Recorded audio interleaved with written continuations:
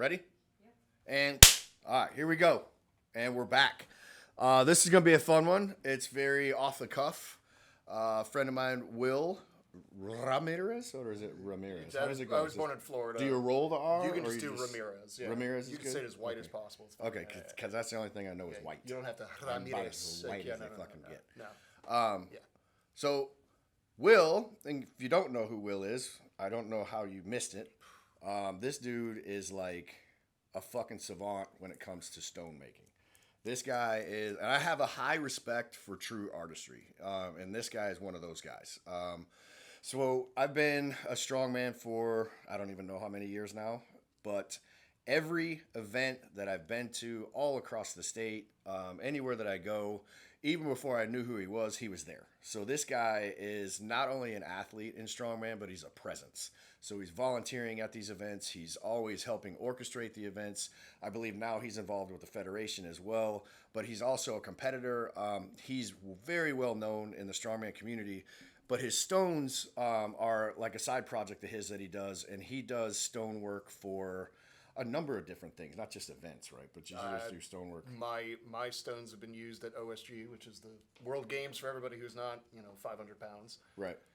For 4 years. Yeah. 4 so years in a you've row. been in the game for a while. So you got solid stonework. 10 He's years. worked on 10 years. Doing stones, yeah. Yeah. So if you're interested in that type of stuff, this is the guy that does a lot of the stones for a lot of the Southeast. So most event programming. So he's stones done in California too. Are you in California? Yeah. I can't remember his Who- name. How the fuck is the shipping on that? Or do you fly out there? I'll never do it again. But You built them here and freighted shipped it, them out there? Yeah, Did you freighted really? it out there. Yeah, had a buddy who had access to a dry dock, so it didn't cost as much. See, now that's the thing I wanted to touch on. Yeah. So there's an art to this shit, right? So yeah, it's baking, dude. It's more art than science. Yeah. Yes. So, and that's the thing I noticed when I first got into like functional strength, right? Getting into functional strength, eventually you're going to start rubbing shoulders with strongman. You're going to get into CrossFit. You're going to get all that kind of shit all together. And then like eventually I leaned harder into strongman. But I remember when CrossFit was first starting out, when I got into it back in like back in the early 20s, right? So no, we're looking at early aughts. Yeah, so you're looking at 2008, 2009. You had the Rob Orlandos and the hybrid stone molds and all those types of things. And I felt like every fucking CrossFit gym out there was trying to like copy Rob Orlando shit. Yeah. And they would make their own stones, and it was the messiest fucking thing I'd ever seen. And it was just this chaotic, messy, stones would break all the time. And then I saw that go down for like 5 or 6 years, so that I knew when I started my gym, I definitely didn't want to do that route. And I had a lot of people that are like, oh, just buy the hybrid molds and you can make all your own stones. You can have all your own stuff. But it never really... It's an investment. Yeah, it never really stuck with me. And then I have one fun story. I go to Wadapalooza, which is a very well-known competition these days. Yeah. Wadapalooza's 2, I think, was the second one. I know about it. I'm not in that world at all. Dude, yeah. The second one, they do an athlete briefing in the morning. And this is, again, CrossFit was trying so hard to get stones involved in their functional fitness shit and their sport. And they just could never really make it stick. So Guido Trinidad down there in Wadapalooza was trying to make it stick there. So he has the guys come in, and I swear to God, they must have poured the fucking stones the day before. Oh, that's so funny. Right? So here we are the next morning. He has all the athletes sitting in this amphitheater on South Beach. He's explaining the work. He has the guy pick up the first stone. He picks it up and drops it, and it fucking breaks in half. And the whole field went, I love it. Right? And these are CrossFitters, so they're all pussies anyway. So they all see this happen, and they're like, oh my God, the equipment's going to break, right? So he's like, oh, that must have been an anomaly. So he grabbed another one. It fucking broke, right? So it got to where it was like, to me, it was a funny story with stones. And I was like, being in construction my entire life, I know there's different types. There's different ways to build shit with concrete, right? So watching that whole thing happen, I'm like, you can't just be a fucktard and throw a bag of concrete in a mold and expect it to work. Like, there's more to this. And I just watched it all on display at what is now one of the biggest CrossFit competitions in the world. Yeah. Right? In the second version of that. And so I learned early on, like, don't fuck with that. Find a pro.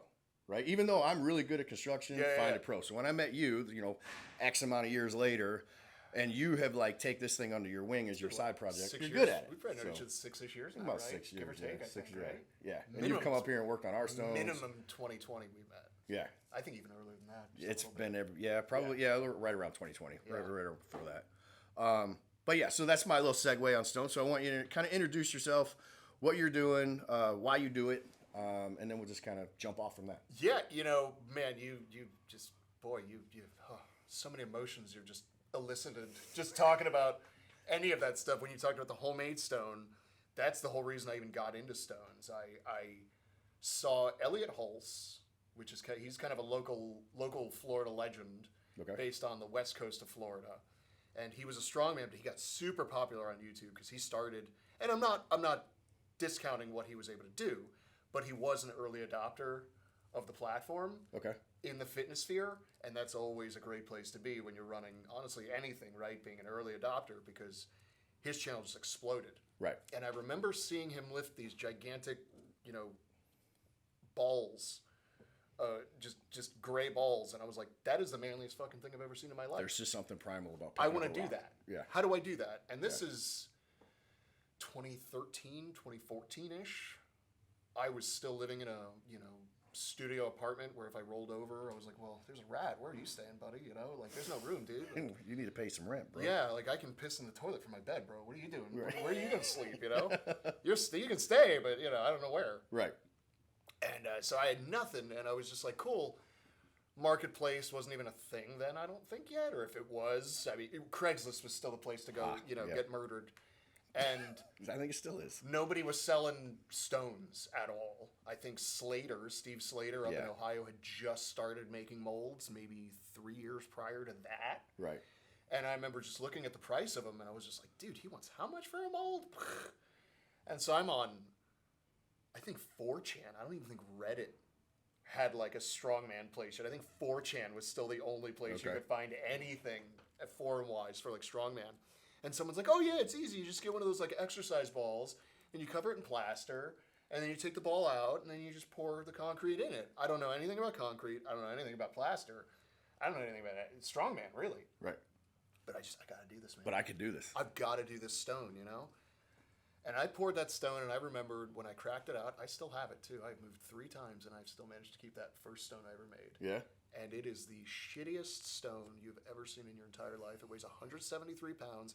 You can literally see the layers all the way up that I poured because I didn't know how to settle concrete. I didn't know how wet or dry to make it. None of that. Right. And I remember when I cracked the plaster off, I remember being so embarrassed with myself. And I just sat there and I went, I'm going to be the best in the world at this someday. Right. And I was like, I don't know how I'm going to measure that. Right. Well, against that, you're going to be doing all right. Because this is going to be a very subjective thing. But I'm going to do my damnedest because this is embarrassing and I know I can do better than this. Just at making this thing. Forget lifting this damn thing. I would have just, I can't, So then I bought one mold from Slater. And I said, well, I want to make money off this thing. I want to buy other molds. I need bigger than a 165 or whatever, Right. I think a 16-inch mold was the first mold I bought from Slater. And I bought one of his like discount ones that has like basically it cuts a little off. And that's why he discounts them, $40 or whatever. Yeah. Sold a couple stones to pay for that mold, and then bought another one, and then bought another one, and then bought another one, and then all of a sudden I'm doing stones for a show, Tampa Bay Strongman Classic. I want to say like the 4th or 5th year he was running that show. It was Donnie Kiernan reached out to me and was like, hey, I need stones for a show. You want to make them? And I was like, oh my God, yeah. Yeah, for an event? Yeah, right. For sure. Just blew my mind. And then, a few years later after that, I want to say it was 2020-ish, got approached by the guy, Lynn Morehouse, who runs OSG, and was like, can you make 24 stones, and they're 12 pairs of matching stones. And I've learned early on, you never say no to a job. You just jump and learn how to fly on the way down. Sure. And I said, yeah, of course I can do that. And I didn't tell anybody, but the 2 400-pound stones that are still used in the show to this day. No shit. They were poured 2 days before the event. Ooh. Which is where I learned. Risky. Hot pro tip from everybody. When you're doing a stone job and you have multiple stones to do, pour the biggest ones first, then do the smaller ones. Because it's a lot faster to re-pour a 165-pound stone than it is to pour a 400-pound stone. Yeah. Yeah. So those 2 stones were done 2 days before the event. And yeah, that's one of my favorite memories is watching Zadrunas Savickas pick up that 400-pound stone. The first guy to make it to that stone and go to pick it up, and I was like, here we go. Boy, don't drop it. And what does he do? He drops it. And I was like, oh, you could have cut a cigar with it, man. Yeah. I swear, it just tightened up that fast. and it didn't break, and I was like, sweet. And yeah, I mean, now we're, God, 5 years since then now, and yeah, and like you said, it is that simple. It's just mix up concrete and pour it in a mold. But is it? But there's little details, man. Yeah, I was gonna say, I think there's a little bit. That's more where the devil is, right? It's in the details, because like, how do you make it so smooth? Fuck you! It took me 10 years to figure that out. You figure it out. Yep, I watched you do it here one time. Like, yeah, that's some work. Like, fuck you. You know how long it took me to figure this out? Yeah. You don't pay a professional for his time. You pay him for your knowledge. Right. That's what it comes down to. That's why the plumber can do what would take you 6 hours, he can do it in 20 minutes. Correct. You pay him for his knowledge, not his time. Right. And it's the same way with me when it comes to specifically stonework. Yeah, and you know, being on the world stage with that stuff, and running into 2 other stonemakers from around the world that I really respect, David Acadia from Sticks and Stone, and Mason from Standard Submit out in Australia, who are 2 amazing stonemakers, and having both of them sit there and go, no, dude, you do good work. I was just like, okay. I have Steve Slater's phone number. You know what I mean? Dope. And I can just like text him and be like, hey, Steve, how's it going? Yeah. And he's just like, it's good, man. How are you? That's cool. That's so weird. Yeah. You know what I mean? Because he's the peak for me when it comes to like stone making. Yeah, I think every strongman knows Slater. Right? He's the he king. knows the name. 100%. Yeah. He's the king. And when I found out that first year he was there at OSG, I still had a 9 to 5 at the time. And I'm getting texts while I'm at work, and they're like, hey, dude, just want to let you know, Slater really likes your stones. And I was like, shut the fuck up. No, he doesn't. Yeah. Shut up. He hasn't gotten close enough to see him. That's all there is. He's not getting close enough. And then, yeah, I just met him, and he's just like the nicest dude from like the Midwest. You know, he's from Ohio, so he's just like super chill and nice. Yeah. And the cool thing about Slater is, if you think of anything to do with a stone, he's thought of it, done it better, except 10 years ago. Oh, yeah. So I had this idea for like a stone thing, and it was a different show, and I ran into him, and I was like, oh, hey, Steve, I got this cool thing. Check out what I'm like working on. And he did the weirdest thing he's never done before. He takes out his phone and kind of started ignoring me while I was talking, and that's not how Steve is. He's very Midwest. He's right there with you. Oh, let's go, you know? Yeah. Like, he would never be that rude. And I'm like, that's so odd. He's not like that, you know? Yeah, yeah. And he's scrolling. He pushes on it. He goes, yeah, this is from 2001. And, yeah, and I really liked doing that too. And, you know, what we did is we added these fibers. So, you know, you've got, like, knurling on the stone too. And I was like, so he took the new idea that I had. He already did it. Did it 20 years ago, and better. And better than what I was already had in my mind. Yeah, and better than anything I even had planned. And I'm like, well, fuck me. That's why he's the king, man. that's why you're who you are. Well, did you dude. follow through with that project anyway? Oh, 100%. Yeah, 100%. Yeah. Because I just wanted to see if, like, you could pull it off. Yeah. If I could pull it off, and then, like, if it would actually be popular. Which it did end up being. I call it my, like, natural Atlas stones. I think you've seen them. Yep. At the end of the day, anybody who knows anything, it's just exposed aggregate. But it looks super dope. Yeah, and it has more of a grip to it. And it has more texture. Yeah, more texture. Yeah, for those texture people. Yeah. Which is a big difference. You know, I've got my stones set out there, and we have the ones, as you're building, there's some texture on them. Mm-hmm. They're a little bit better, more approachable to your novice athletes. But once you start getting into your pros, those slick stones, they're a bitch.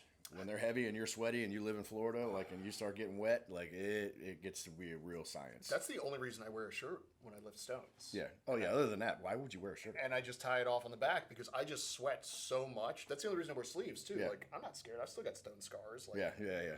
But, like, I wear the sleeves because I literally just sweat so much that everything nothing sticks to me. So I'm like, all right, shirt for a little stickiness and sleeves for a little stickiness. You got to have it. That's the only reason I wear them. Yeah. Because, I mean, you've seen, I roll up my shorts all the way, too, just to keep them clean, basically. Oh, no, you've got a definite, distinct style. Oh, I've got to look, I would say, yeah, for sure. Yeah. You could definitely point you out at a Whether crowd. I'm competing or helping It's out. not where's Will, it's Will's right there. Yeah. Oh, the guy in the Hawaiian. Oh, the guy in the gaudy American flag hat. Yeah, oh, that's there the he guy. is. Yeah. Gee, I wonder if that's him. The stone maker. Yeah. With his tiny little blue shorts. No, that shit's cool, man. I mean, No, thank you. I appreciate that. and the one thing, like I you know, I've kind of dropped that comment here. There's just something primal about picking up a rock, right? So when we get into fitness, you know, for me, let me start this before I get into a rant of any type, right? As long as you're out getting fit, have fun getting fit any way you want to get fit. But I think the best ways to get fit are the most basic ways to get fit. And picking up a fucking stone is way more functional than trying to set myself into a machine and turn me into something, right? So people have been picking up rocks for centuries. So like, and they've been doing that for fitness or throwing or some way, shape, or form since the good old days. And I love that first part you put because that reminds me of my favorite quote of like, hey, what's the best diet? The one you'll stick to. What's the best workout program? The one you'll stick to. Yes, go do that one. Whatever one you're going to do is the best one. Yes. Period. And we've niched on this one. You know, functional strength, I think, is something that applies more to what we like, right? But that doesn't mean it's right or wrong. But to me, you know, I think strapping myself into a machine and leg pressing or isolating muscles like that makes no fucking sense to me. It bores the hell out of me. But and me, I'm a little bit further over. I'm like, I think there's a place for it, but I think it's probably overused in modern society now. Yeah, and it's modern, and everything modern's fake and gay. So like, tried and true is best, right? 100%. So slinging steel around my head, heavy kettlebells, sandbags, stones, moving weight across lines, things like that make you more functionally strong and fit. To me, they just make more sense. And you want to talk primal. I remember explaining to a guy, he was a big dude too, 6'1", 3 something, and he dabbled in strongman a little bit here and there. He was more of like a powerlifter, bodybuilder kind of type guy, even though he wasn't that good looking when it came to bodybuilding, but that's just what he preferred to do. Correct. Yeah. And I remember I was trying to explain to him, like, listen, man, nothing makes you feel like more of a man than lifting a stone that weighs as much or more than you do, and it almost killing you, but then you get it. And you execute. I'm like, and it's at the top. Nothing makes you feel more like a man. And he's gay, and he was just like, I don't know about that.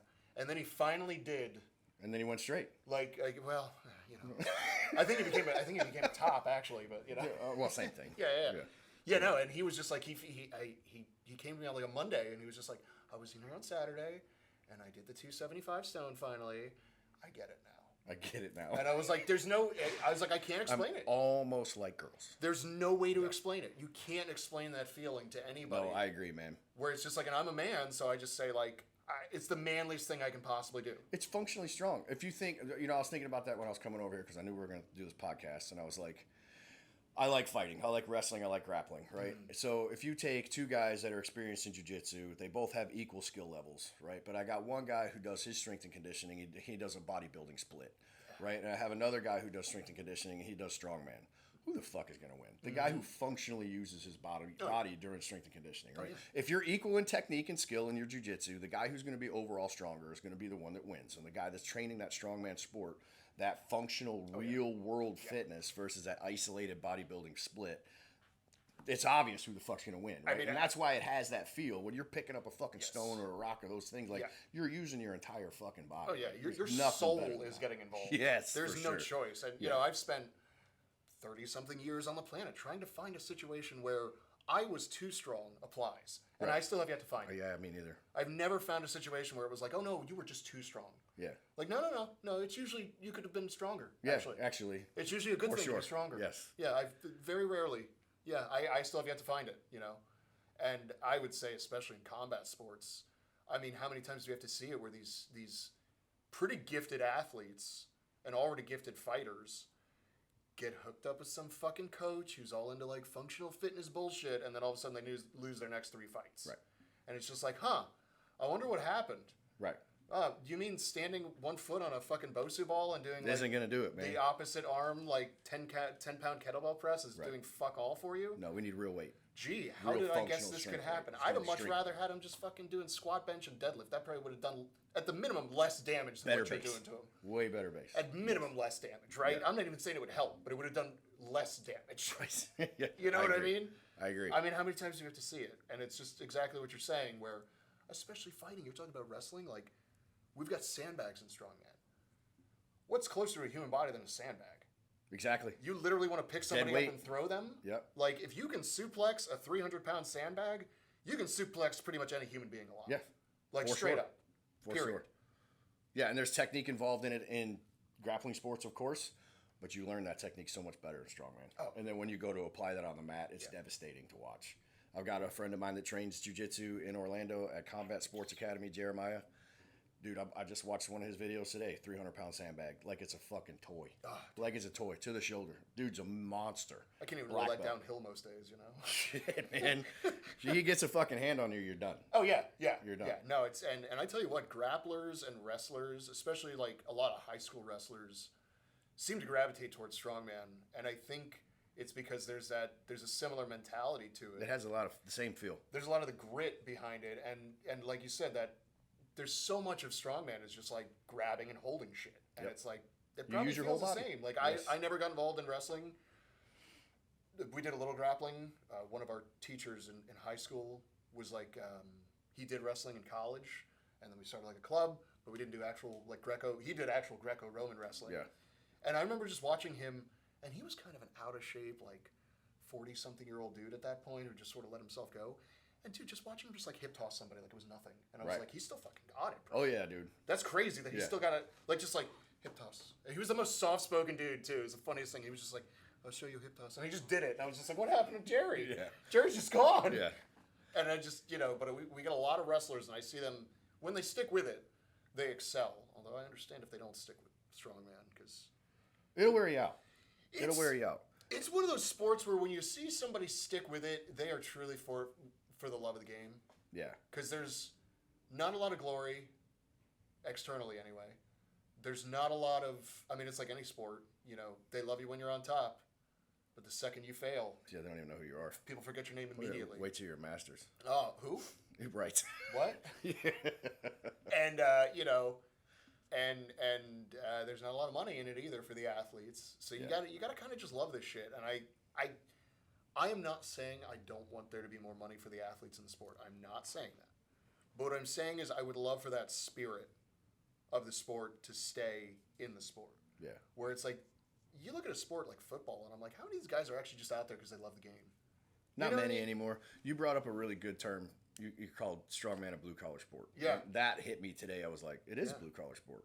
It truly, in itself, back in the day, it was picking up transmissions. It was walking around with car frames. It was, I grew pick up on up a a fucking farm. stone. That's literally why I'm good at farmers. Yeah, dude, and that's the most fucking honorable blue collar sport left. I was a mechanic with hand tools. Right, Since grip I was strength, like, 5 it's all in till there. I was like 17, and people are like, "How do you get your grip good?" And I'm like, honestly, I don't know. Yeah. I'm not the guy. Construction. Yeah, I'm not the guy. Yeah. Find somebody who was really shitty at grip and got good at it. I'm not the one. Yeah. You know what I mean? I was already good at it. Yeah. It's my one thing. Let me have That it. is one thing you're really fucking good at. Thank Your you. grip on Thank those you. ropes, rope pulls and tractor pulls and shit are amazing for I sure. got beat on that one time.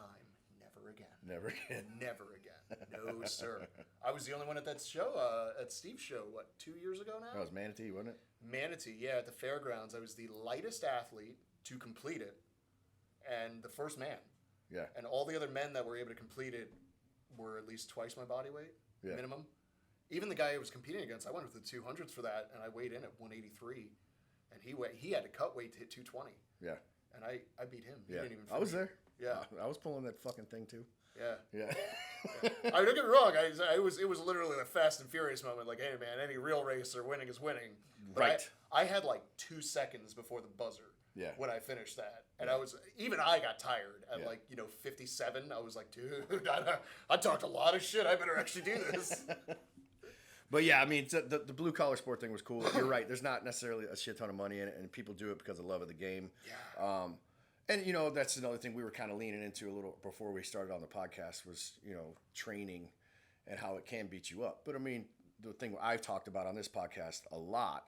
Sport specific training is going to tear you down so much faster if you stay in that sport and you don't rotate in and out off season, on season style training.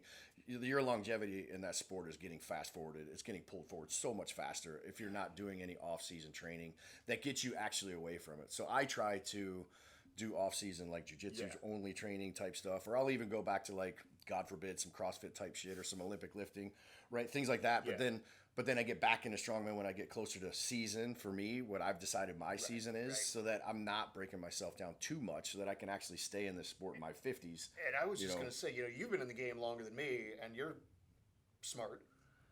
Oh, well, don't say that too loud. You're smart enough. Yeah. And I've noticed the pattern just in the 15-ish years I've been in the fitness industry of just the cycle of everything that comes out. Creatine's the new hotness this year, and Right. just little stuff like that. But even in the sport of strongman, I've noticed the guys who tend to have the most longevity on top. And I'm not saying, here's the thing: do not take what some of the best guys in sport do and apply it to yourself necessarily. Correct. Because you have more in common with a border collie than you do with a 6'8", fucking 400-pound person. 100%. Like, so don't just take everything they say as gospel. But you can still take something from what they're doing and be like, there might be something that I could pull from this. And one thing I've noticed about a lot of those guys is they don't actually do event training year round.